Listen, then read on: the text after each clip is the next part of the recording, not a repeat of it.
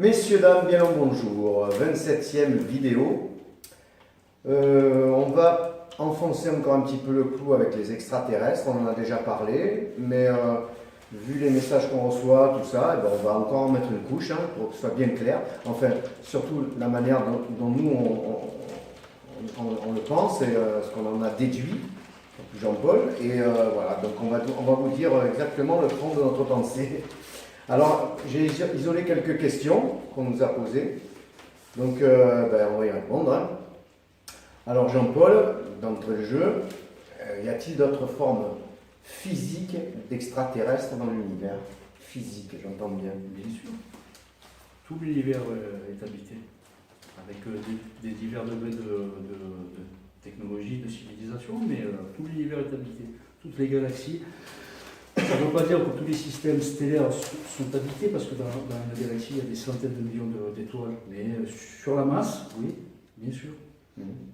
Et physiques, ils sont sur leur Ils planète. habitent sur leur planète, comme nous, les humains, habitons sur notre planète, avec les oiseaux, les hippopotames, les rhinocéros, bien sûr. Il y a des formes de vie dans tout l'univers primitif, comme les animaux ici, comme des chiens, des chats, on appelle ça des êtres à trois creusets. Ensuite, il y a des êtres de chair et d'os sur des planètes avec des systèmes, avec des squelettes comme nous, infrasquelettes, c'est-à-dire une ossature avec de la chair autour, et des systèmes exosquelettes comme les crustacés, avec la chair à l'intérieur et l'os autour. Bien sûr, tout l'univers est peuplé, bien sûr. Alors, tu viens d'y répondre. La deuxième question, sous quelle forme existe-t-elle? Tu viens de le dire. Alors, sous quelle forme existe-t-elle? Il y a quand même quelque chose qui est un peu commun, bien que ça n'a rien à voir avec... c'est-à-dire, il n'y a pas des êtres qui se ressemblent d'un système à l'autre, tout est différent. Et il y a des choses qui reviennent quand même. C'est par exemple les extrémités pour l'appréhension. Quand une civilisation acquiert la technologie, c'est qu'elle avait les moyens de la maniabilité des extrémités. Et puis il y a quand même beaucoup d'espèces qui sont bâties sur ce mode-là. Voilà, il y a une architecture universelle dans l'univers, mais après le hack est polymorphe, donc ça a créé toutes sortes d'êtres. Il n'y en a pas un qui ressemble à un autre. J'imagine que suivant si la planète est grande en diamètre, ils sont plus ou moins petits par rapport à l'attraction. Ah ben non, figure-toi que justement les planètes trop petites ne peuvent pas abriter la vie, les planètes trop massives pour une question de gravité ne permettent pas de développer la vie, oui, mais pas la technologie. Par exemple, des planètes trop massives empêcheraient tout type de véhicule de s'élever. Ça demanderait une énergie trop importante. Donc il faut qu'il y ait la bonne configuration. Il faut qu'il y ait la zone habitable, c'est-à-dire que cette planète elle soit dans la bonne distance du Soleil pour que la planète soit viable. Et il faut qu'elle ait la bonne dimension aussi. La Terre fait partie elle a le bon profil pour abriter la vie, là, quoi. Il va y avoir plein de planètes comme ça. Dans l'univers, sur la masse, mais bien sûr. Mais bien sûr, les galaxies portent des millions d'étoiles et de systèmes, bien sûr, sur la masse, bien sûr qu'il y a la vie. Et est-ce qu'ils habiteraient des planètes connues déjà par nous, ou est-ce qu'ils viendraient d'autres galaxies? Est-ce qu'ils vivraient dans d'autres galaxies? Des planètes connues par nous? Ouais, des planètes qu'on connaît, quoi. Même la plus proche, Proxima des Centaures par exemple, ou je sais pas quoi.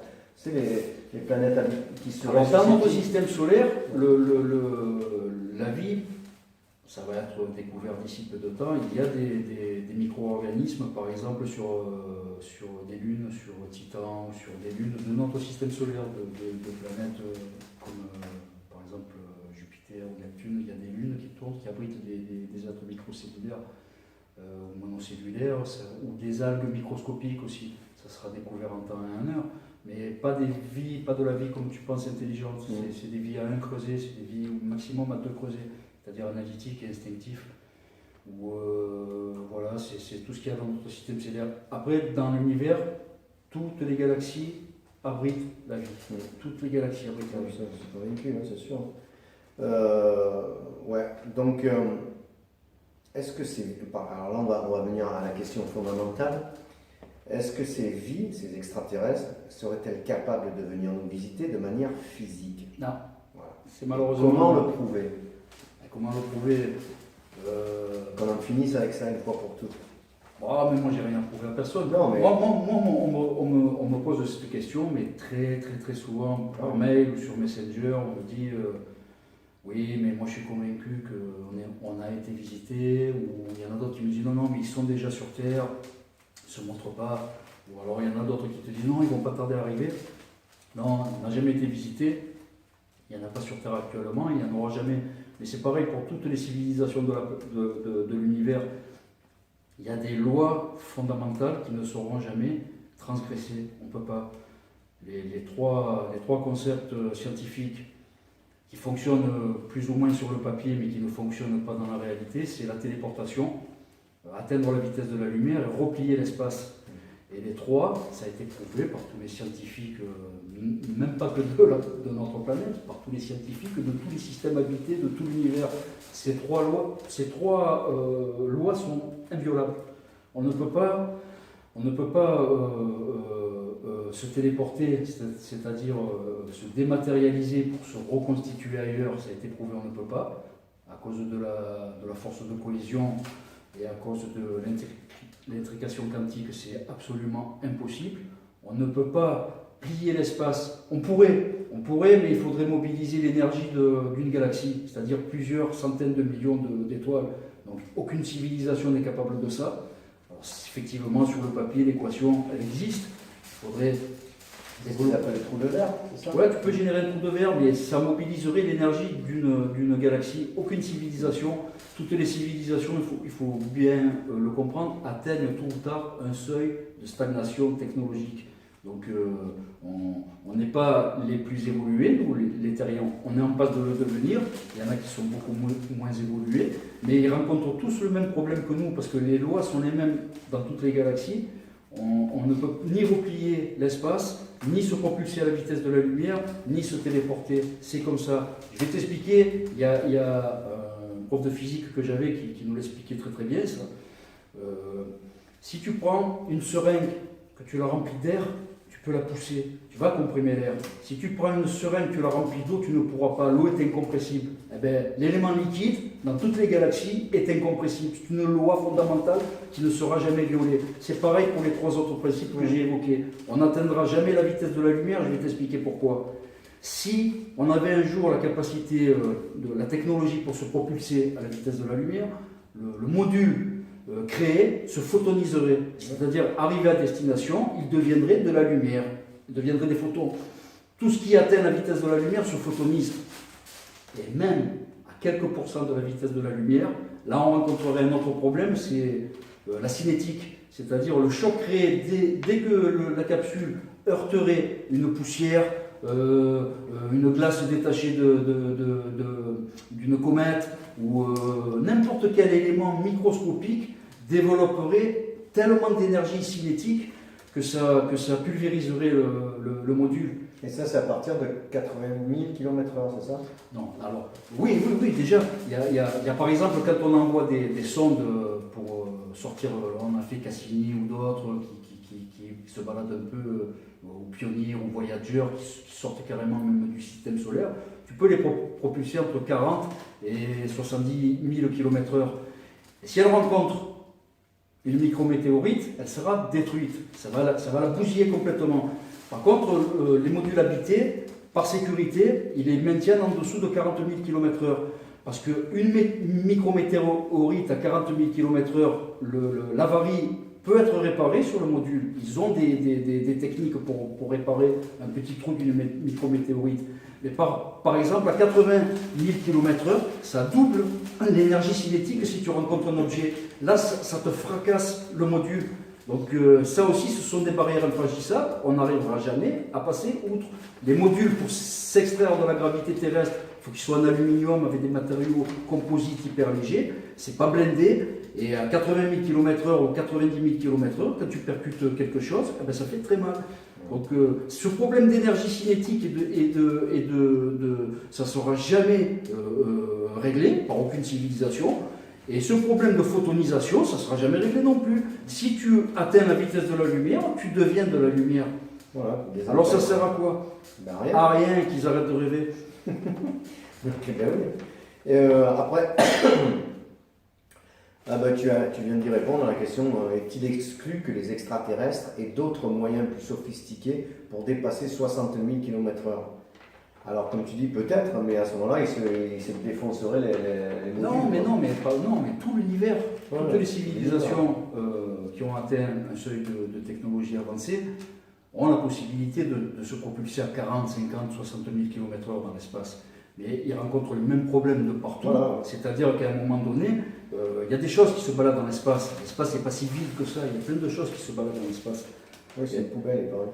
Non, mais une poubelle autour de la Terre, dans la zone orbitale. Mais là, je te parle dans le grand espace interstellaire. C'est pas vide. Il y a des débris de comètes, de météorites. Il y a tout un tas de choses qui circulent. Et au-delà de 80, 90 ou 100 000 km/h, quand tu percutes un tout petit débris comme ça a des conséquences dramatiques. Ça pulvérise un appareil. Après, cette question, mais bon, ça revient à ce que tu viens de dire. Hein. Sommes-nous capables d'aller sur la planète la plus proche, Proxima Centauri, en moins de 78 000 ans? Non. C'est-à-dire à plus de 60 000 km. Voilà. C'est-à-dire que si on s'attelait à la tâche, que des scientifiques commencent à construire un appareil capable d'aller sur Proxima du Centaure, ça mettrait presque 80 000 ans. C'est comme ça.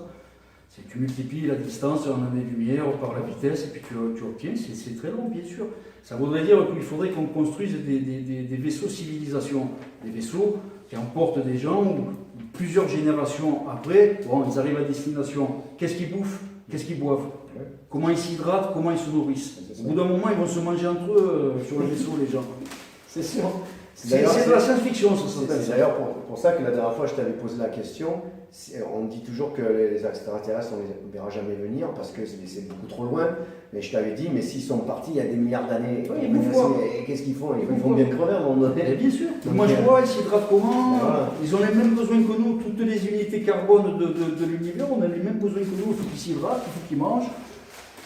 Voilà. Si ce n'est pas de ce moyen, c'est par photosynthèse. C'est-à-dire en retraitant le soleil en sucre, donc qu'ils arrêtent de fantasmer. Non, c'est impossible. Par contre, les voyages psychiques, oui, sont possibles. On va y arriver tout à l'heure. Mais là, alors, encore une question, mais c'est la même chose. Hein. Comment envisager le voyage interstellaire si aucune civilisation n'atteindra jamais la vitesse de la lumière? Mais jamais. C'est inenvisageable. Sinon, on aurait été déjà visité, puis nous-mêmes, on aurait visité d'autres systèmes. C'est impossible. Il y a ce fameux seuil de stagnation technologique qui est infranchissable par aucune civilisation de l'univers. C'est comme ça. C'est l'histoire de l'eau qui ne peut pas se comprimer. Ce phénomène d'eau incompressible, c'est pareil dans l'univers. Ça s'apparente à une loi fondamentale qui est pareille pour d'autres systèmes. Ils n'ont pas les capacités de dépasser le seuil cinétique, c'est-à-dire de ne pas défoncer leur engin en allant au-dessus de 100 000 km/h, n'ont pas les moyens d'atteindre la vitesse de la lumière, et même s'ils y parvenaient, ils se photoniseraient, n'ont pas les moyens psychologiques de replier l'univers, parce qu'aucune civilisation de l'univers n'est capable de siphonner l'énergie de centaines de millions d'étoiles, et ils ne peuvent pas non plus se téléporter, parce que c'est les mêmes lois là-bas. À cause de l'intrication et de la force de cohésion, on arriverait à dématérialiser. Tu peux séparer tous les atomes d'un objet, mais tu n'arrives plus à les recomposer. Ça servirait à quoi? Tu tuerais De toute manière, ils se disperseraient dans tout l'univers. Oui, c'est ça, c'est impossible. Il y a des lois, on en revient toujours à l'eau qui est incompressible. Ces fameuses lois régissent tout l'univers. Donc les gens, les civilisations dans l'univers atteignent le même problème de stagnation technologique. On n'est pas fait pour ça, les êtres de cet univers, on n'est pas fait pour ça. On n'est pas fait pour se déplacer sur des si grandes distances, sauf psychiquement. Voilà, donc la téléportation physique a-t-elle... Non, c'est les trois grandes théories, c'est téléportation, replier l'espace et la vitesse de la lumière. Je vais t'expliquer que les trois sont impossibles. Alors il reste une question, après on va aborder sur le reste. Pour ceux qui disent avoir vu des extraterrestres de chair et d'os ou avoir été abduqués, qu'est-ce qu'on peut dire au vu de tout ça du coup? Alors, il y a plusieurs explications. Il y a d'abord la plus basique. À 90%, ce sont des mythomanes. Ce sont des gens qui souffrent de troubles psychologiques, qui se réfugient dans des fantasmes autogénérés c'est même pas de l'hypnagogie, là, on est juste dans la mythomanie, la fabulation. Donc il y en a je sais pas, sur 100 personnes qui te parlent d'extraterrestres, qu'ils ont fait une abduction ou une rencontre, ben, tu as 90 sur 100 bonhommes, ce sont juste des affabulateurs, des mythomanes. Ensuite, il y a un petit pourcentage, c'est les 10% qui restent. Eux, ce sont des gens qui sont versés dans la méditation profonde, qui démarrent une séquence hypnagogique qui est très réelle, et quand ils reviennent, ils le prennent pour du réel. Ils pensent vraiment qu'ils ont été abductés, qu'ils ont fait une rencontre. Ce sont juste des phases hypnagogiques, c'est des rêves. C'est des rêves plus vrais que la réalité. Voilà ce qui se passe sur les gens qui te racontent des témoignages comme ça. 9 sur 10, 90%, ce sont juste des affabulateurs. Il ne faut pas accorder plus de crédit. Après, on peut pas ne pas dire que des engins de Tollet-Boulon sont des engins terrestres. Alors, il y en a. Alors, par exemple, voilà, là je vais y arriver. Des gens, récemment, comme on dit, oui, mais regarde sur des écrans radars, l'US Air Force ou telle nation a vu des mouvements très, très bizarres avec des déplacements à 10, 11, 12 000 km/h, avec des déplacements vectoriels, c'est-à-dire comme des colibris. Mais ça, c'est terrestre. Ça s'appelle la MHD, la magnéto-hydrodynamique. Les militaires ont 40-50 ans d'avance sur ce qui dévoile le public. Quand tu vois le dernier F-22 Raptor, il est en retard de 50 ans sur les nouvelles technologies qui sont apparues militairement. Donc quand tu vois un appareil qui se déplace dans notre atmosphère à plus de 10 000 km/h dans un silence total, parce que la magnéto-hydrodynamique évite le bang supersonique. Donc quand tu vois des déplacements comme ça, vectoriels, à très grande vitesse, ce sont des appareils terrestres militaires. On maîtrise, les humains maîtrisent la magnéto-hydrodynamique depuis une quarantaine d'années. Alors tous les gens qui pensent que c'est issu de Jean-Pierre Petit se trompent. C'est issu de Andrei Sakharov, d'un très grand physicien russe qui avait posé les équations. Ça a été repris ensuite par Jean-Pierre Petit, qui passe pour un farfelu parce que il est terminé quoi. Ouais, il raconte des bêtises, mais c'est un grand scientifique, Jean-Pierre Petit. Hein. Mais comme des fois il part un peu dans des lucubrations, les gens disent non, ça n'existe pas la magnéto-hydrodynamique. Et si, les USA le maîtrisent depuis presque une cinquantaine d'années, les Russes le maîtrisent depuis une quarantaine d'années. Ça a été les premiers, ça a été les USA. Et les Chinois le maîtrisent depuis une dizaine d'années. Les engins que tu vois qui se déplacent entre 10, 12, 14 000 km/h dans un silence total et qui font des déplacements vectoriels sont terrestres. C'est notre technologie, on sous-estime la technologie humaine. On ne dévoile aux humains que ce qu'on a envie de leur dévoiler. Les militaires sont très cachotiers. Ah oui, bien sûr.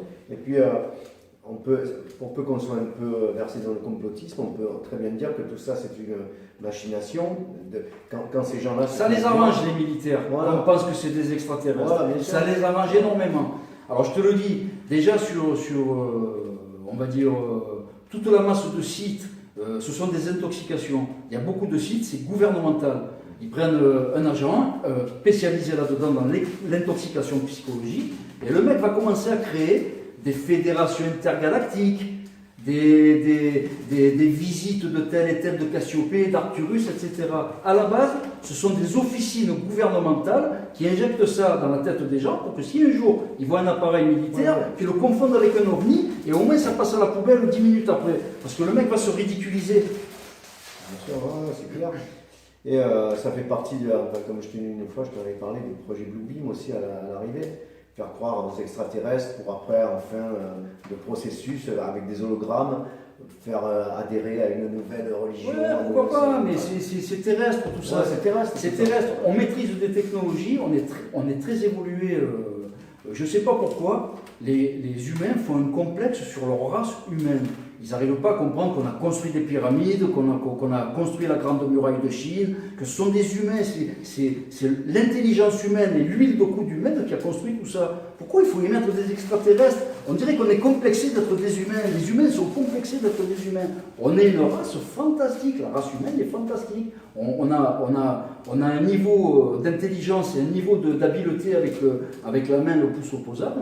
On sait fabriquer beaucoup de choses, on maîtrise l'atome. On est une race évoluée. évoluer dans l'univers, qu'on arrête de penser qu'on est les derniers gredins de la planète, de l'univers. La race humaine est très évoluée. Ouais, tout ce que tu vois actuellement qui se déplace à plus de 12 000 km/h dans un silence total, c'est humain. Et si vous voyez des lumières autour, c'est fait exprès. Non, c'est comme ça, c'est les lumières. Il y a des appareils triangulaires, des fois on te dit c'est des appareils triangulaires, c'est comme ça. Ça, c'est l'US Air Force. Dans le Minnesota, en Arizona, toutes les apparitions qu'il y a eu, ce sont des appareils de l'US Air Force. Quand il y a des objets qui sont vus comment ça s'appelle, vers la mer du Nord, la Sibérie, etc., ce sont des engins russes. Et quand il y a des objets qui traversent le désert de Gobi, ce sont des appareils chinois. C'est humain tout ce qui est fait. La magnéto-hydrodynamique, cette nouvelle technologie, permet d'atteindre des vitesses parce que ça crée du vide à la surface portante sur la voilure de ces appareils, ça crée du vide. Alors non seulement il y a un propulseur à l'arrière MHD qui va générer une très grande vitesse, mais en plus devant il y a un effet succion, parce que ça crée un vide d'air sur la voilure de ces appareils. Donc du coup ils peuvent avoir toutes les formes, puisqu'il n'y a pas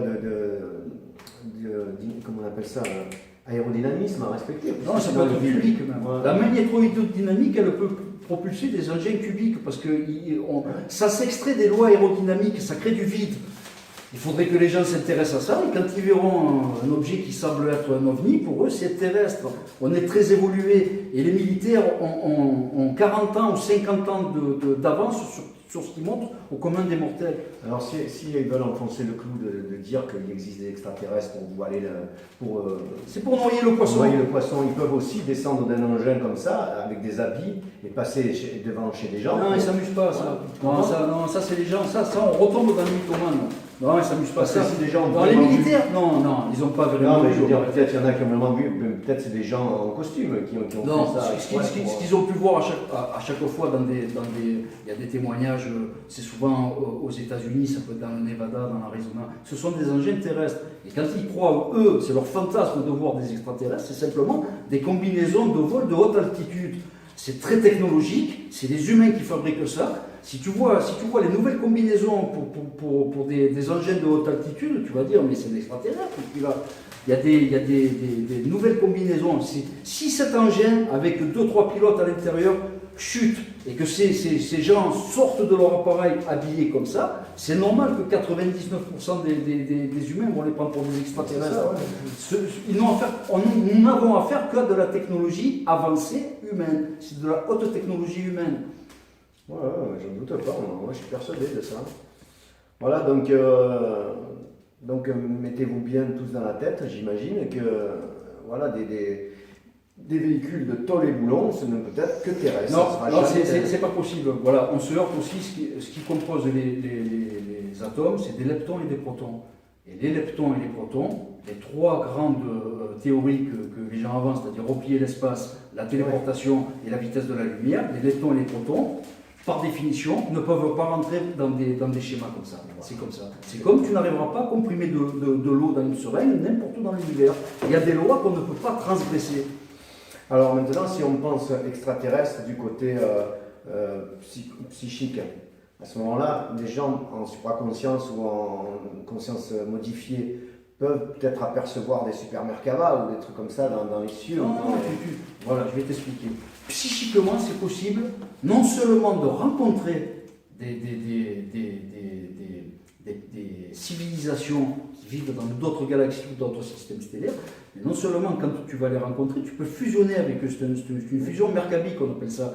Tu ne peux pas communiquer en état psychique comme une conversation comme on fait là. Quand tu prends le canal pranique, quand tu génères une séquence supraconsciente, quand tu vas en croiser des véhicules célestes tant que tu veux, des plus petits, des micro-Merkava jusqu'au Métatron, jusqu'aux consciences merkabiques, tu vas en croiser énormément. Tu as la possibilité, pendant cette phase d'accélération luminique, de fusionner de Merkaba à Merkaba. Ça va durer 2, 3, 4, 5 secondes. Tu vas échanger tes creusets, tu vas échanger ton creuset instinctif, émotionnel, analytique et spirituel. Tu peux même tomber sur des êtres à 5 creusets.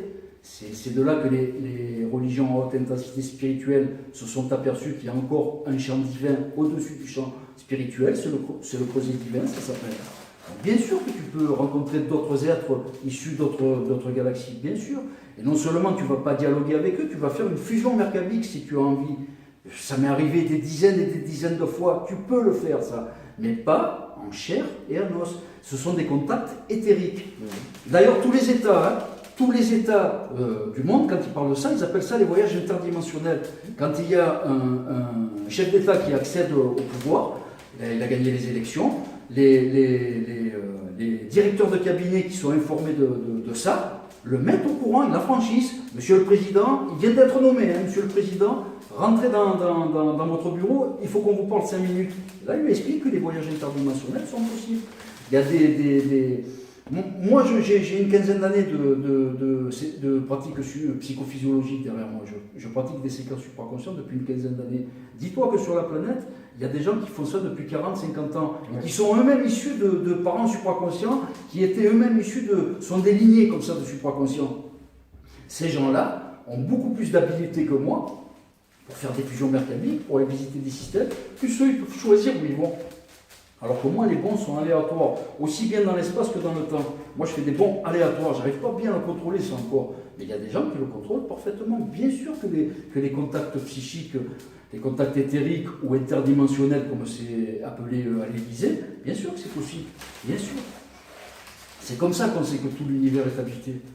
Et c'est comme ça qu'on sait qu'il y a un seuil de stagnation psychologique pour toutes les civilisations de l'univers. Les contacts protoniques et leptoniques sont hors de portée de notre univers tridimensionnel, avec le facteur temps. Les distances sont trop importantes et nous, on est trop ridiculement petits. Tous ces êtres, on est trop ridiculement petits pour se rencontrer protoniquement, on se rencontre psychiquement. Et c'est déjà pas mal. C'est déjà extra, quoi. Mais bien sûr. Voilà, voilà ce qu'on peut dire là-dessus, je pense que c'est clair. Après, bon, je ne sais pas dans vos commentaires ce que vous allez nous dire, mais avant de faire des commentaires, essayez de bien écouter la vidéo qu'on vient de faire pour... Non mais attention, les mythomanes qui te racontent leur histoire, non pas les vrais mythomanes. Les vrais mythomanes, c'est une maladie sur 100 qui vont te raconter qu'ils rencontrent un extraterrestre, il va y avoir peut-être 2 ou 3 mythomanes, mais c'est pathologique, c'est une maladie. Mais après le reste, ce ne sont que des affabulateurs. Ils savent qu'ils te racontent un bobard. Ils ont inventé ça dans leur tête, ils ont développé en puisant dans des films ou dans des romans. Et puis ils te racontent un bobard en sachant qu'ils te mentent. Et ils te regardent dans les yeux et ils ont de l'aplomb. On appelle ça juste des affabulateurs. Et sur cette masse de gens qui disent avoir rencontré ou avoir été abductés ou je ne sais quel roman de science-fiction, ce sont la plupart du temps des affabulateurs, des gens qui maîtrisent leur petite histoire par cœur, qui vont te le sortir mais alors le plus avec de l'aplomb possible, tout en sachant qu'ils te mentent.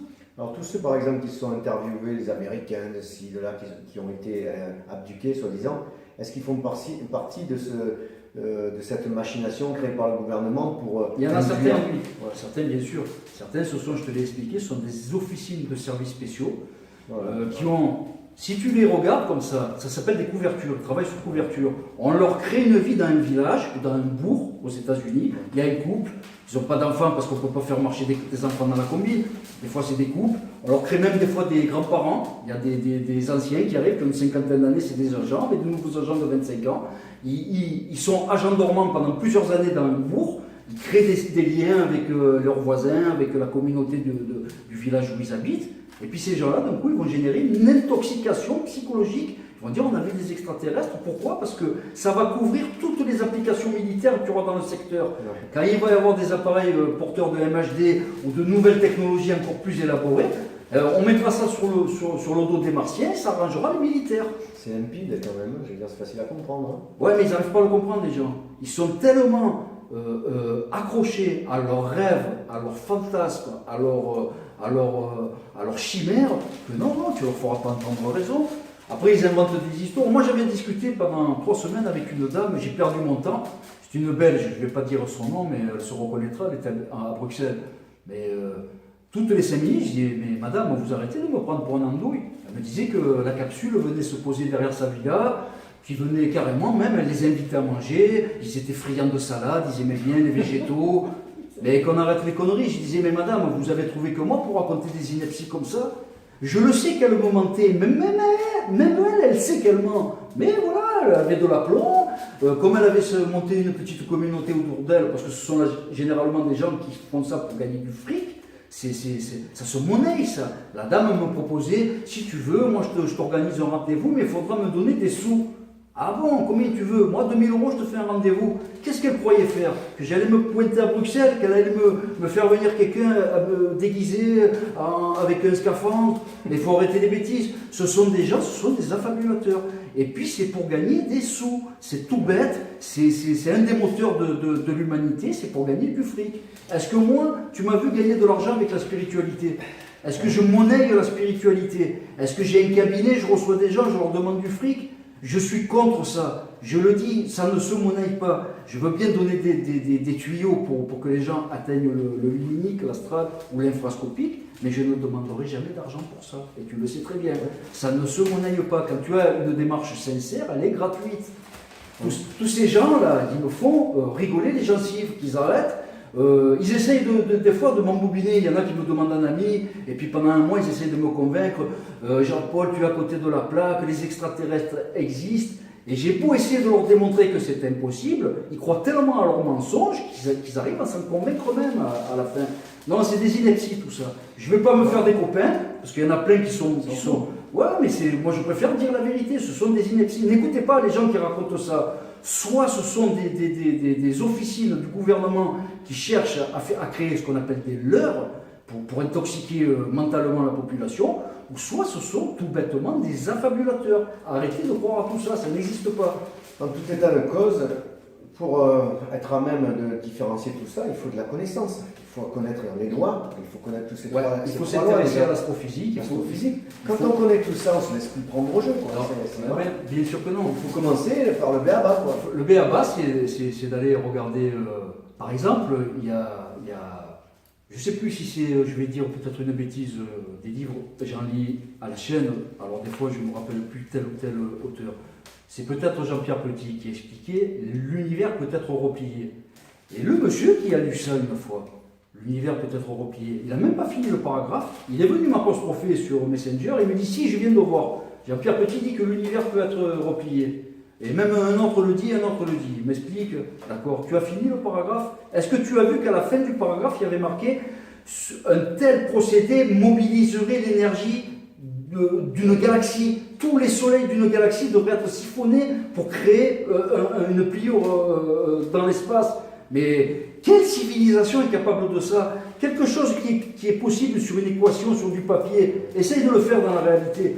Montre-moi une civilisation dans l'univers qui va détruire toute sa galaxie pour générer une pliure pour aller visiter une autre galaxie. Qu'est-ce qu'il ferait? Il détruirait sa propre galaxie. Il y a entre le concret et le concept, il y a un gouffre. Ce qui est possible sur du papier n'est pas possible dans la réalité. Ça mobiliserait trop d'énergie. Vous connaissez une civilisation qui n'est pas capable de ça? Non, il n'y en a pas. Toutes les civilisations de l'univers arrivent tôt ou tard à ce qu'on appelle le seuil de stagnation technologique. C'est comme ça. Ouais.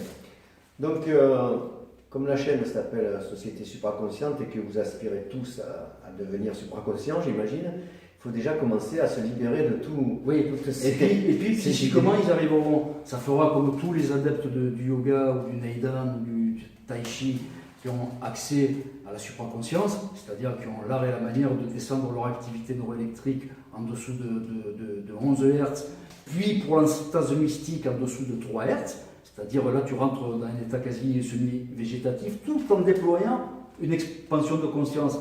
C'est pour ça qu'on appelle l'éveil paradoxal, le quatrième état de conscience, on appelle ça l'éveil paradoxal. Le phénomène te permet d'aller visiter psychiquement, non seulement de visiter d'autres civilisations, mais on t'offre la possibilité de faire des fusions mercabiques. Tu peux fusionner ton véhicule céleste avec le véhicule céleste d'un être d'une autre galaxie. Tu vas échanger tes creusets. Alors tu ne vas pas en ramener des équations, notre cerveau de sapiens n'est pas apte à ça. Tu en ramènes de la spiritualité, tu en ramènes déjà une rencontre qui va te bouleverser, parce que si tu fais une fusion avec une conscience mercadique, comme elle est porteuse d'un 5e creuset, c'est comme si tu faisais un bain dans le hack, dans l'antéversus. C'est pratiquement du même niveau. Ça te bouleverse quand tu finis ta séquence supraconsciente. C'est à la limite, c'est encore mieux que d'aller le visiter de chair et d'os. Si je dis avec des science-fiction, on va faire un scénario de science-fiction. Tu prends un vaisseau, tu vas visiter une autre planète, tu rencontres des êtres. Tu ne pourras pas communier avec eux. Ce sera verbal. Ce sera d'un être à un autre être, sans se comprendre. Les uns vont faire des modulations, les autres vont faire vibrer leur pharynx. Personne ne va comprendre personne. Les contacts vont être très difficiles. Mais psychiquement, tu peux fusionner, t'écroser. C'est beaucoup plus intense. Bon, alors toi, tu en es venu comment à ces conclusions? Avec tes sorties de l'astral, avec la supraconscience ou... Oui, en fait, il y a un principe que les Asiatiques ont très bien compris. C'est les taoïstes, les bouddhistes, les zénistes au Japon, c'est le principe Tairiki, Jiriki. C'est les deux voies qui sont proposées quand tu étudies des sujets. C'est les deux voies qui sont proposées aux humains, puis c'est valable partout sur la planète. Alors, le principe Tairiki, Jiriki, c'est par soi-même, Jiriki, l'autoréalisation, et Tairiki par autrui. Alors je vais t'expliquer. Si par exemple, tu as envie de devenir un ésotériste, tu as envie de t'intéresser aux états de supraconscience, à tout ce qui a été écrit sur le mysticisme, tu as deux manières de procéder. Soit tu vas prendre un maître, ou un dogme, ou une doctrine, ou des livres, et tu vas puiser ce savoir Tairiki, c'est-à-dire par autrui. Tu vas mettre tes mains, comme ça, tu vas tendre tes mains. Je vais symboliser le savoir, on va te le mettre dedans, un dogme, un précepte, et tu vas le faire entrer dans ton cerveau, mais tout vient d'autrui. C'est-à-dire, c'est le principe Tairiki, chez les taoïstes et chez les bouddhistes, chez les zénistes aussi, c'est-à-dire que ton savoir, tu l'auras appris par les autres. Et ensuite, il y a la voie Jiriki, c'est la voie de l'autoréalisation, c'est-à-dire la voie de celui qui combat face à soi-même. Tu te prends face à face, tronchon, tu prends des livres, tous les livres qui sont proposés dans toutes les religions, tous les principes astrophysiques, tous les principes philosophiques, tout ce qui se propose à toi, la bibliothèque mondiale, elle est vaste. Tu choisis, tu cibles, et là tu deviendras Jiriki, tu deviendras un autoréalisé. Tu seras à la fois ton propre disciple et ton propre maître. Alors, sur la planète, il y a 99% de Tairiki, de gens qui apprennent par autrui, ils tendent les mains, ils font confiance, on leur pose un précepte, un dogme ou un principe abstrait, ils le font rentrer dans leur cœur, dans leur âme, dans leur cerveau, par autrui. Ils ne savent même pas si c'est vrai ce qu'on leur met dans les mains. Et puis il y a les Jiriki, 1% de la population mondiale. C'est ceux qui... C'est pas une question de confiance, c'est pas que tu fais pas confiance aux gens, c'est que tu as envie de t'auto-réaliser, tu as envie de suivre ton propre parcours, en faisant attention à ce que tu fais rentrer dans ton cerveau, en le validant mais très soigneusement. Un concept, quand tu l'étudies, il faut vraiment que tu l'aies validé. Et petit à petit, moi, par cette voie Jiriki d'autoréalisation, j'ai affiné et je me suis aperçu que la vérité, elle se situe dans le taoïsme, dans l'hindouisme, dans le bouddhisme, dans le soufisme et dans la kabbale juive. Sorti de ça, tu tombes sur des concepts pernicieux. L'anthroposophie, la théosophie, le New Age, il y en a plein. Je pourrais te citer, la liste est interminable. Tout ça, ce sont des voies pernicieuses. C'est des voies où tu vas perdre ton temps. Et en plus, si tu veux vraiment rentrer par éveil graduel dans la supraconscience, tu n'y arriveras jamais. Jamais. Il vaut mieux aller droit au but et utiliser des livres qui donnent la vraie recette, comme dans la kabbale juive ou dans le taoïsme, tant qu'à faire, ne perds pas du temps. Un éveil graduel sur la voie Jiriki, de l'autoréalisation. Fais très attention à ce que tu vas lire et à ce que tu vas intégrer dans ton cerveau. Sinon, tu vas passer à côté de la vérité. Et alors les ouvrages que tu conseilles, tu l'as dit 1 million de fois, mais on va le redire parce que souvent... Par exemple, dans le taoïsme, il y a une multitude de livres qui ont été écrits, mais on va dire il y a les 3 livres essentiels, c'est le Tao Te Ching de Lao Tzu, le Yi King. Alors le Yi King, il y a plusieurs auteurs, il y a le roi Wen, il y a Wang Di, il y a Confucius, donc le Yi King, qui en plus peut te servir pour travailler la synchronicité, parce que ça travaille sur la synchronicité, le Yi King aussi. D'ailleurs, pour les mystiques, c'est considéré comme le plus vieux grimoire de l'humanité. Le Yi King, chez les mystiques, c'est un grimoire. Tu peux rentrer en résonance avec, tu peux faire des syntonisations karmiques, ça peut t'aider à faire des syntonisations avec ton propre véhicule céleste, ton propre Tianlong. Il y a le Chuangzi. Alors ça, l'auteur c'est éponyme, c'est Chuangzi, a écrit un livre qui s'appelle le Chuangzi, tout bêtement. C'est les 3 livres fondamentaux du taoïsme, Tao Te Ching, Yi King, Chuangzi. À partir de là, déjà, si tu as vraiment envie de t'initier à ça, tu n'as même pas besoin d'aller étudier les autres religions, parce que tout est contenu dans le taoïsme. Par contre, là où c'est un peu compliqué, c'est qu'il va falloir que tu intègres la pensée taoïste, qui est bâtie sur d'abord le taiji, tout en haut, le fait suprême, qui se subdivise en yin-yang, qui se subdivise après avec le kuan et le kuei, parce que chacun est porteur du germe opposé, qui se subdivise avec les 8 trigrammes, Ken, Ken, Kan, Chen, Suen, Ni, Wei, Kuen, et qui se recombinent 8 fois. 8 x 8, 64, ça te donne les 64 hexagrammes, c'est-à-dire la combinaison entre les trigrammes. Tu peux faire 64 combinaisons différentes. Une fois que tu as intégré ces pictogrammes, tu vas rentrer dans la pensée taoïste, tu vas comprendre comment fonctionne un taoïste dans ton cerveau. Mais pour des gens, c'est rébarbatif. Se faire chier à prendre les 64 hexagrammes, c'est une langue inconnue. C'est une langue inconnue même pour les Chinois. Les Chinois, ils parlent le mandarin ou le cantonais. Et bien là, les hexagrammes, c'est une autre forme de mentalisation. Si tu veux rentrer dans le taoïsme, il faudra que tu apprennes ça. Donc, tu en as pour la vie déjà. Alors, je ne vais pas commencer à te dire, tiens, une fois que tu auras étudié le taoïsme, passe à l'hindouisme, passe au bouddhisme, parce que rien que pour étudier le taoïsme, tu en as pour une vie. Choisis ta voie. Si je dois te la conseiller, le taoïsme, c'est idéal. L'hindouisme aussi, c'est bien, la voie qui est mêlée avec le yogacara, la voie de Nagarjuna, la voie du milieu, la voie de Patanjali. C'est pareil, c'est bien, c'est au même endroit. Tu franchiras le rideau infrascopique si tu rentres dans des voies comme ça. La Kabbale juive, apprendre à gravir l'arbre séphirotique, de Malkut à Keter, pour aller aux portes de l'émanation de la substance divine, de la Ein Sof. C'est quoi? C'est purement physiologique, ça, l'arbre séphirotique? C'est psychophysiologique. Oui, psychophysiologique. Comme dans toutes les autres religions. Mais c'est un outil, je veux dire, on te dit comment faire. La psychophysiologie, le yoga est psychophysiologique. Le yoga est psychophysiologique. Le Neidan taoïste est psychophysiologique. La Kabbale juive est psychophysiologique. Psychophysiologique, ça veut dire se servir d'un outil qui est proposé par une religion, une doctrine, et que le psychophysiologique, ça veut dire quand la psyché prend le contrôle de la physiologie, c'est-à-dire quand l'esprit contrôle la matière, c'est-à-dire apprendre à se décorporer, apprendre à jouer avec la téléportation, avec les siddhis. On appelle ça des disciplines psychophysiologiques. Donc, il y a le yoga qui est porteur de ce principe, le yoga. Il y a le tai chi, le neidan, le qigong, le contrôle respiratoire, la Kabbale juive. Voilà des principes porteurs de psychophysiologie. Ça existe dans toutes les religions. Il ne faut pas croire que c'est juste le yoga, ou le taoïsme, ou la Kabbale. Tous ces principes sont porteurs du principe psychophysiologique. C'est les voies ésotériques. Dans chaque religion, les voies ésotériques sont dites psychophysiologiques. À un moment donné, tu te dépasses, tu te transcendes et tu arrives à te décorporer. Tu arrives à générer une décorporation. Bon, en langage neurologique, on appelle ça une séquence supraconsciente. C'est-à-dire que tout bêtement, tu as l'art et la manière de faire descendre ton activité neuroélectrique pour déclencher une expansion de conscience.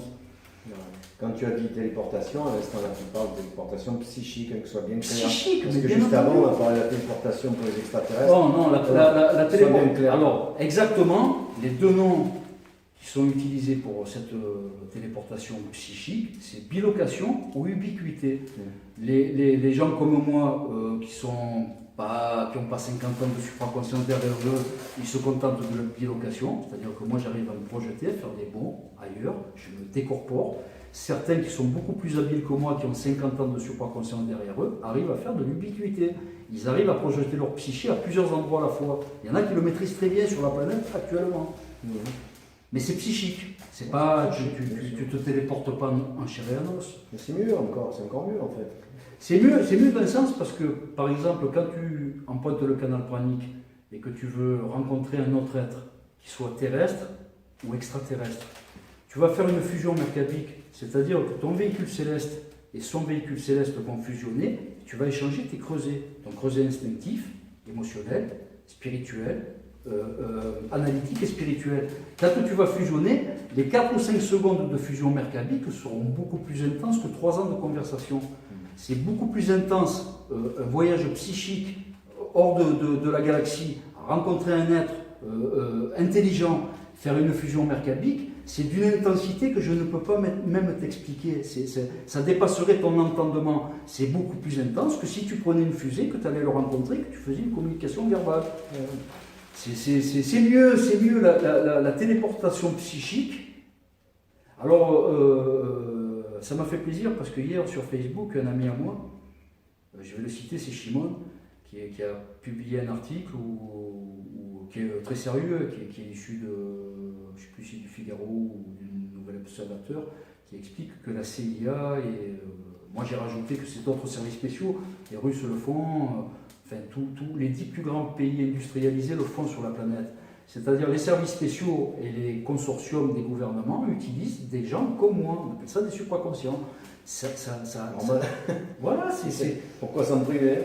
Bien sûr. Alors hier, Shimon, quand il a paru ça, bon, je lui ai mis un like et puis j'ai un petit peu commenté en expliquant, mais bien sûr, c'est en train d'être dévoilé parce que Internet est en train de divulguer certaines informations. La CIA, les services spéciaux russes, les services spéciaux, le Mossad en Israël, les Chinois le font.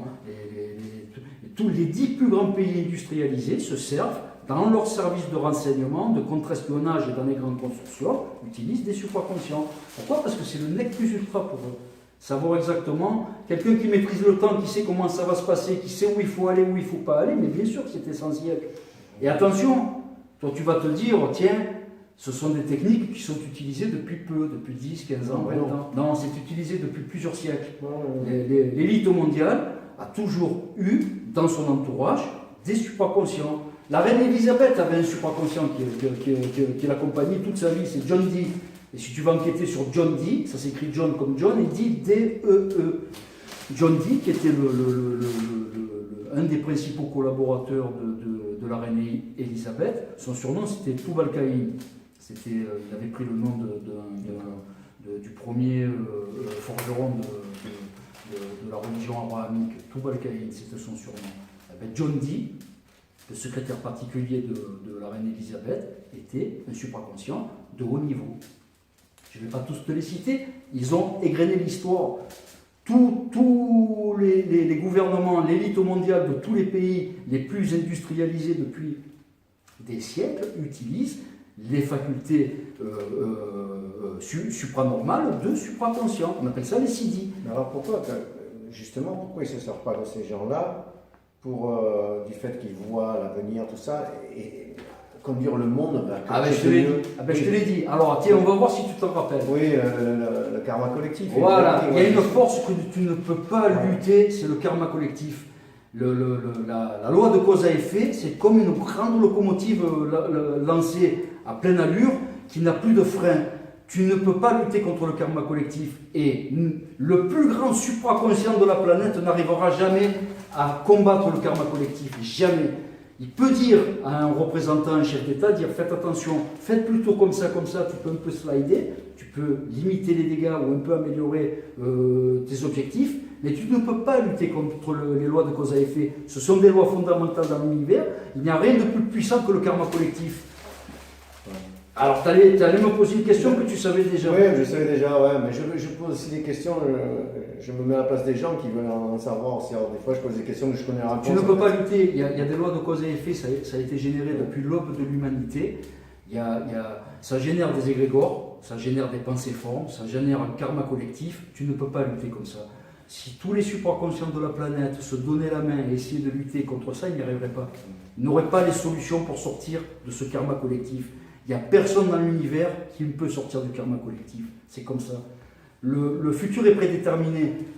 Philippe Guillaumin l'explique très bien. C'est un astrophysicien, ancien directeur de recherche au CNRS, qui l'explique. Le futur est prédéterminé. Il a une force aussi prenante que le passé. Le passé constitue l'architecture du présent autant que le futur prédéterminé. C'est dur de penser ça, parce que puisque le futur se crée par rapport à ce qu'on est au présent, je veux dire, il est prédéterminé pour des gens qui ne connaissent pas tout ça. Donc à ce moment-là, c'est prédéterminé, ils agissent comme ils doivent agir.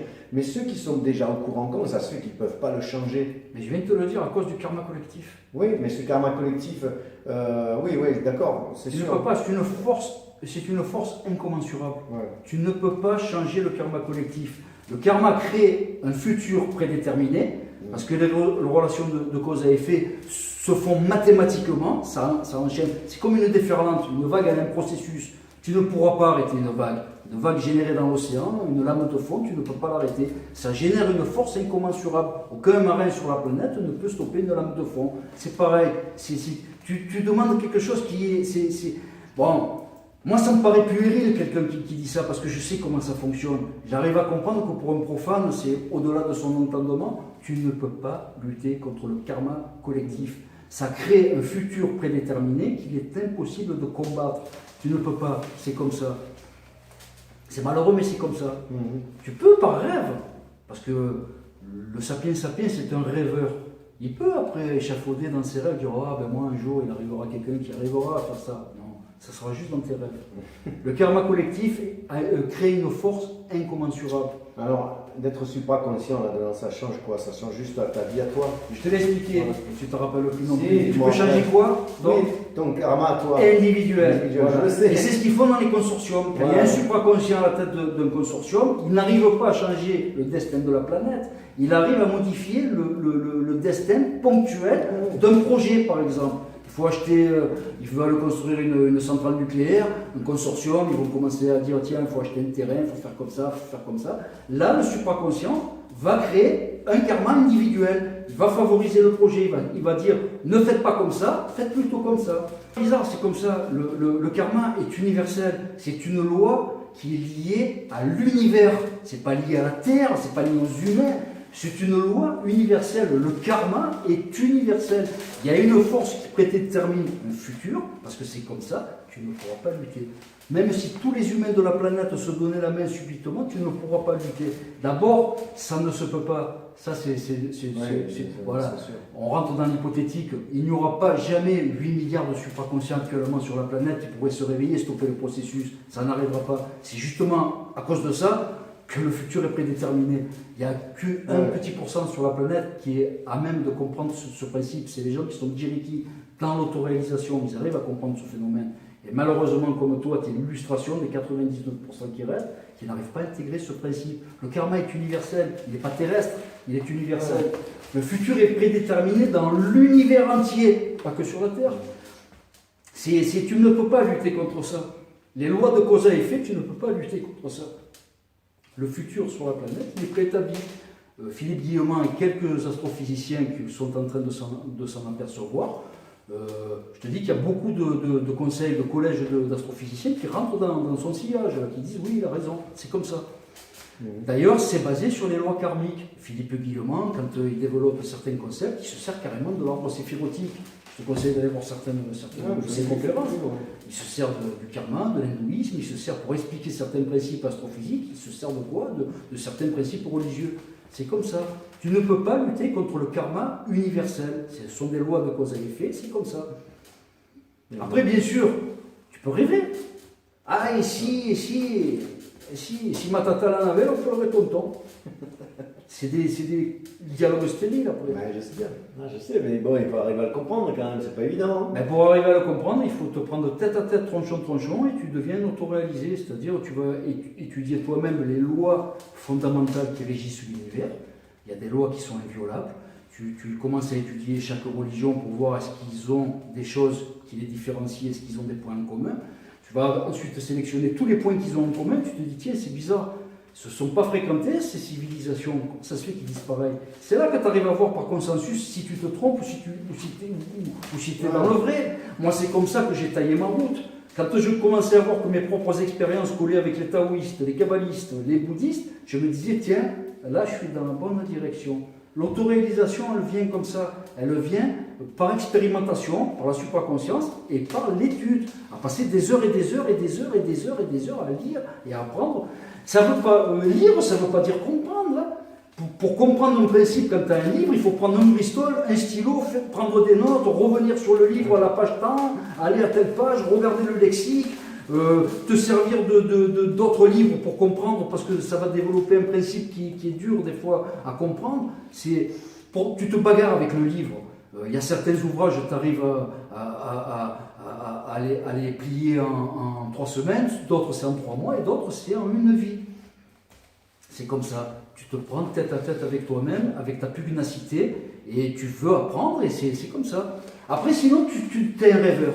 Ah, sinon, tu es un rêveur, c'est oui, mais moi je pense, oui, mais il y en a un qui a dit, mais qui l'a dit, tu sais plus, c'est des supputations, c'est des fantasmes, des chimères, c'est pas comme ça que tu progresses. Donc ceux qui se disent tiens je vais changer moi-même pour changer le monde, ils se trompent. Ils changent eux-mêmes pour s'auto-réaliser et changer leur vie. Ouais, le karma individuel est modifiable. C'est-à-dire, tu l'as bien évoqué la dernière fois, tu fais une traversée de Toulon à Calvi en car ferry. Tu ne modifieras pas l'arrivée. Ce car ferry, il ira de Toulon à Calvi. Ça, on va dire que c'est une ligne de vie. Mais à l'intérieur, ton petit karma individuel, ben, tu vas aller au bar, tu vas faire une partie de cartes avec les passagers, ou alors tu vas te bagarrer. Tu vas te le faire mauvais, ton karma individuel, ou bon. Mais ce bateau, il partira de Toulon, il arrivera à Calvi ou à Bastia. La fin est prédéterminée.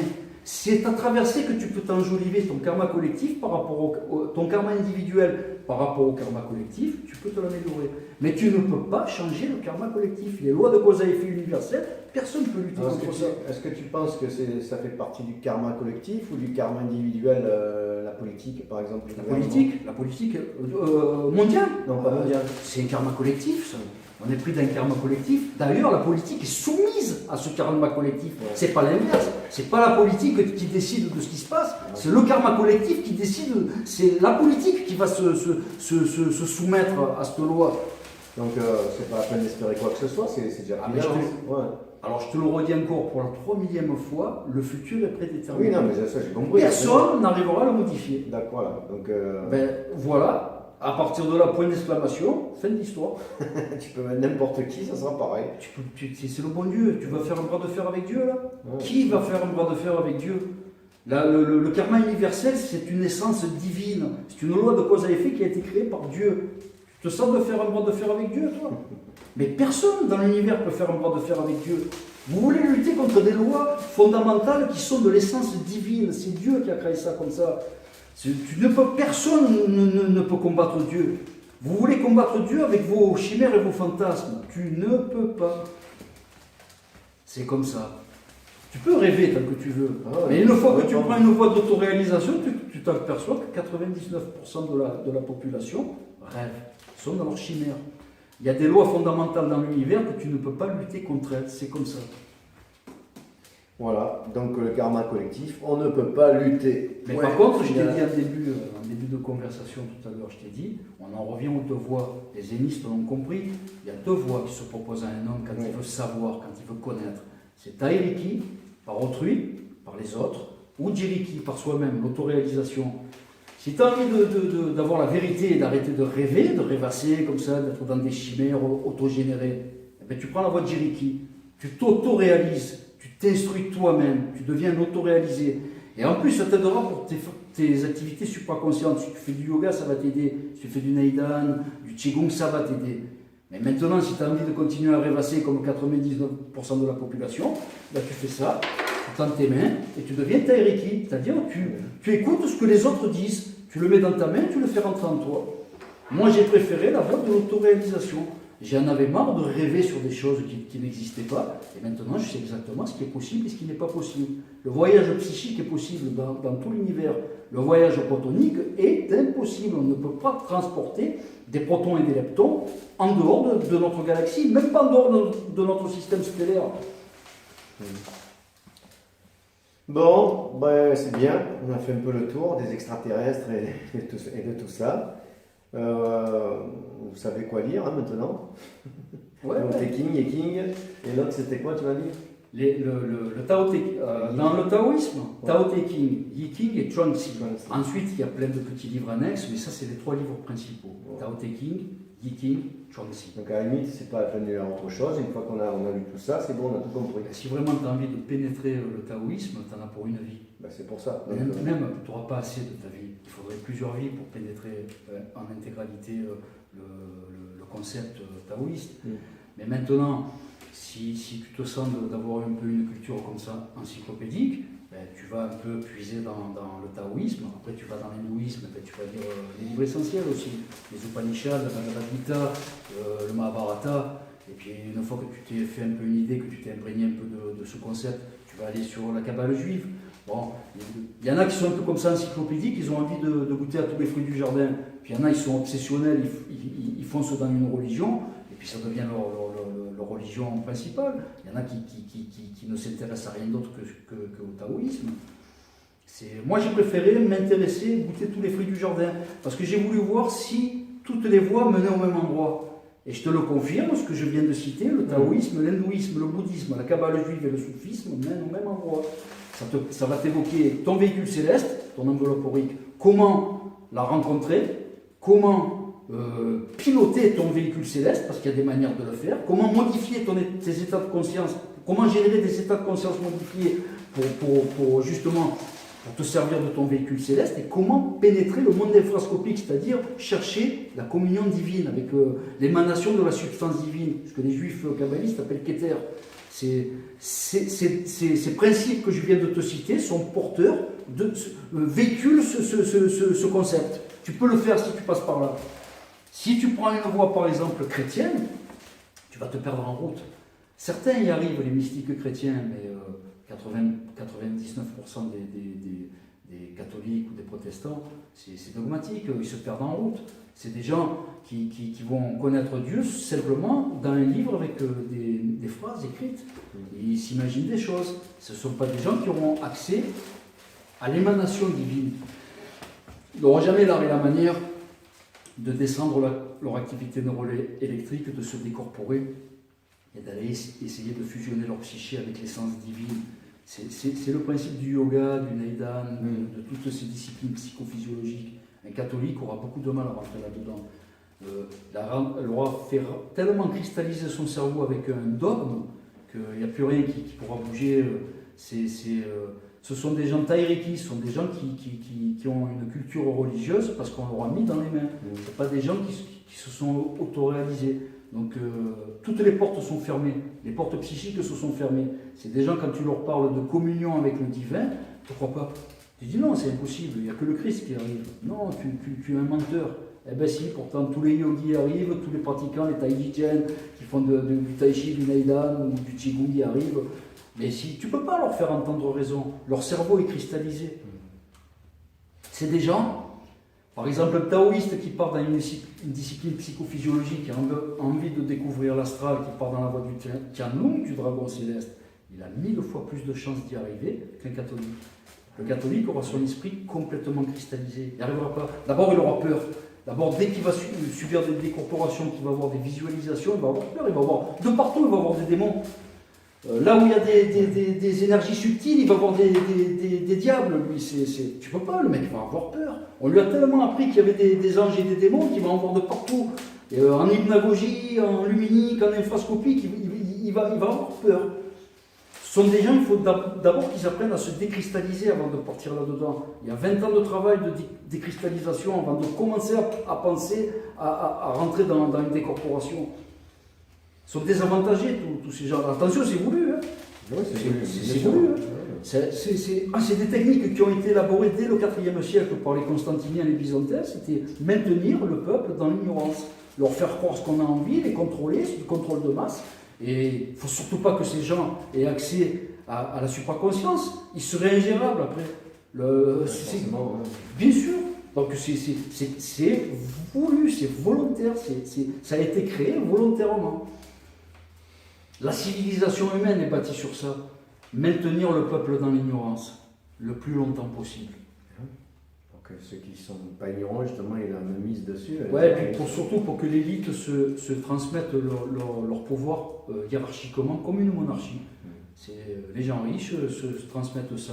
Ils ont des techniques, l'élite qui maîtrise depuis plusieurs siècles, mais maintenir le peuple dans cet état semi-léthargique, allez travailler, fermez vos gueules, payez vos impôts, couchez pas bouger, n'apprenez pas, surtout n'apprenez pas à regarder Cyril Hanouna, les Marseillais à Cancun, pas même les Kirkensen, les latins ils disaient du pain et du cirque, c'est pareil maintenant. Quand tu leur files aux gens le RSA, le SMIC, on les achète avec 3 bouchées de pain les gens, 3 bouchées de pain les pauvres. Et on leur file du cirque maintenant, c'est Cyril Hanouna, les Marseillais, ils sont contents. Ouais. Tu leur sors de ça, de ce coma semi-léthargique, là, ils sont malheureux. Ils veulent vite retourner dans leur chimère, dans ce monde qui a été bâti artificiellement par l'élite. Maintenu dans une espèce de fakirisation, Le peuple a été fakirisé. La civilisation humaine est bâtie sur ce concept. Le contrôle de masse. Bah ouais, certains appellent ça la matrice. Hein. Ouais, mais la matrice, ça veut rien dire, c'est un film. Bah oui, non, mais ça ouais, mais ils appellent ça La matrice, dans la matrice. Ouais, c'est les physiciens ils parlent plutôt de tissu protonique. On est maintenu dans une espèce de tissu protonique comme ça, avec Philippe Guillemont il te l'explique, c'est semi-holographique. Il y a aussi rien que cette réalité, les hindouistes l'appellent Mahamaya, la gigantesque illusion. Ce qu'on prend pour du tangible, en fait, est fait d'intangible. La substance qui nourrit les quarks, les éléments subatomiques, elle est intangible. C'est-à-dire, au plus tu descends dans l'infiniment petit, au moins tu trouves de substantiel. Tu rentres que dans les substantiels, c'est de l'énergie. E égale mc2 explique ça. La masse, l'énergie égale la masse multipliée par la vitesse de la lumière au carré. Ça t'explique que ce qu'on prend pour du tangible, en fait, est insubstantiel. C'est juste de l'énergie comprimée. Mahamaya, c'est la gigantesque illusion, ils disent les hindouistes. On vit dans une gigantesque illusion. On prendrait ton système cérébrospinal, on le tremperait dans un bain amniotique, on brancherait des signaux électriques. Dit ça, On te mettrait des substances chimiques, de l'ocytocine, de la dopamine, de l'endorphine, de la noradrénaline. On te modéliserait avec un logiciel 3D de réalité, tu y croirais encore plus qu'à cette réalité. On pourrait même te faire une réalité augmentée, avec des couleurs différentes, avec des sensations différentes. C'est un peu le même principe. On vit dans un univers qui est une illusion. C'est tout ça, il faut l'intégrer quand même, c'est pas évident. Mais je t'ai donné la recette. Oui. Les livres que je t'ai cités, ça te fait intégrer ces principes abstraits. Eh ben, à 90 ans, je saurais pas mal de choses. Non, pourquoi 90 ans? Et puis, je ne veux pas non plus me contraindre à faire un truc. Moi, je veux le faire avec du plaisir. Il faut que ce soit ludique. Hein. Voilà. Ça peut Maintenant, je me dis, alors, il faut que je fasse ça à tout prix. Non. Parce que déjà, je ne vais pas m'en rappeler. Alors moi, tout ce dont je me rappelle, tout ce dont j'ai appris, je l'ai fait sans forcer. J'ai toujours fait comme ça, même la musique, tout ça. Bah déjà, rien on t'a pas dit que c'était l'après-midi comme à l'école. Ouais, mais on sort de l'ombre. Tu prends 30 minutes, tu c'est ce que je fais. Tu le reposes. C'est ce que je fais de façon ludique. C'est ce que je fais. Je le fais en m'amusant parce que ça m'intéresse au moment, j'y vais. Mais je ne veux pas me fixer un objectif, de dire je vais faire ça à telle période. Ça. Non, je ne veux pas faire ça. C'est pas mon caractère. C'est malheureusement, tu es l'illustration vivante de ce qui arrive à 99%. Je sais, il trouve que c'est rébarbatif. Sapiens trouve que ça, c'est rébarbatif. Il n'y a que 1% de gens qui le prennent de manière ludique. Il n'y a que les Asperger qui font ça de manière compulsive et tout ça. Moi, je ne suis pas comme ça. Hein. J'ai un pauvre neurotypique. Non, mais il y a des neurotypiques qui en sont capables. Oui, mais je sais Parlez bien. fort. Ça demande du labeur, voilà, de la technicité encore plus. C'est vrai que c'est une voie qui est un peu rude, hein. J'ai jamais dit que c'était facile. Donc on fait avec les moyens du bord, on fait avec notre concentration, on fait avec notre vie, on fait avec tout ça. Mais je suis dans cette dynamique et ça me plaît. Donc voilà, c'est pour ça qu'on fait des vidéos, c'est pour ça que je suis dans ce truc. Mais je le fais à mon rythme. Voilà. Après, je te mâche quand même le travail. Moi quand je t'ai connu, tu étais imbibé, mais alors imbibé de théosophie. Ouais. Alors, mais je suis resté belge, mais c'est un théosophe. Tu étais un théosophe qui ignorait même que tu étais imbibé de principes théosophiques. Je sais.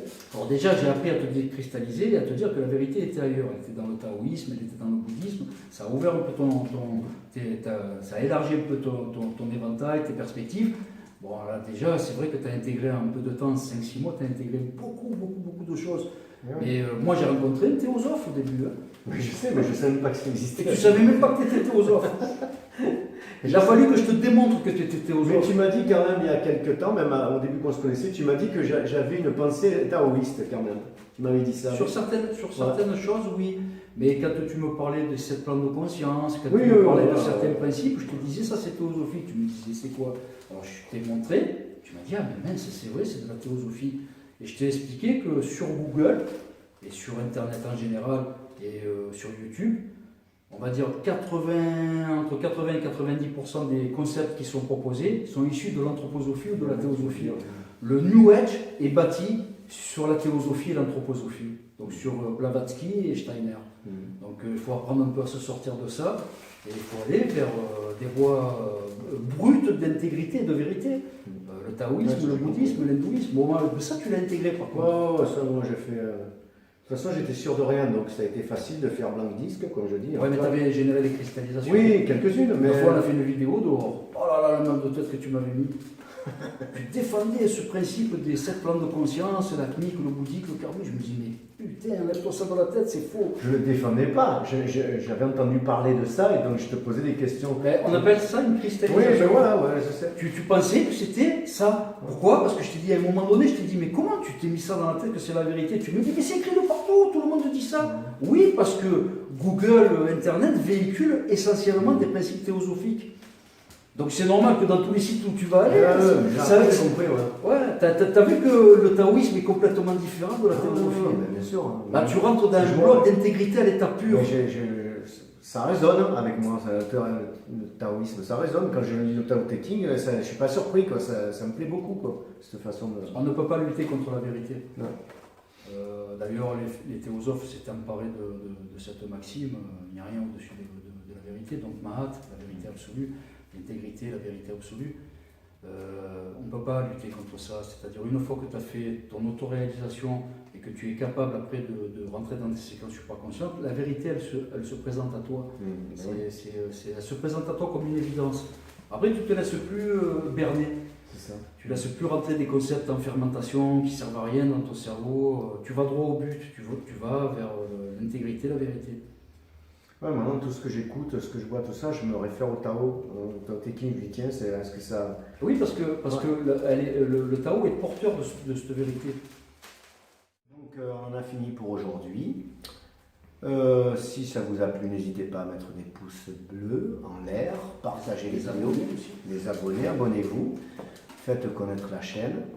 Et voilà, donc on se retrouve dans la 28e vidéo.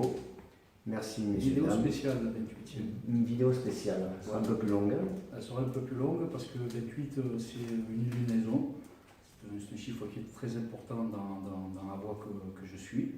Donc la 28e vidéo, on fera une vidéo, elle sera plus longue et elle va traiter de choses un peu plus en rapport avec le mysticisme. Ok, parfait. Alors continuez à nous suivre et n'hésitez pas à faire des partages. À bientôt. Bye bye.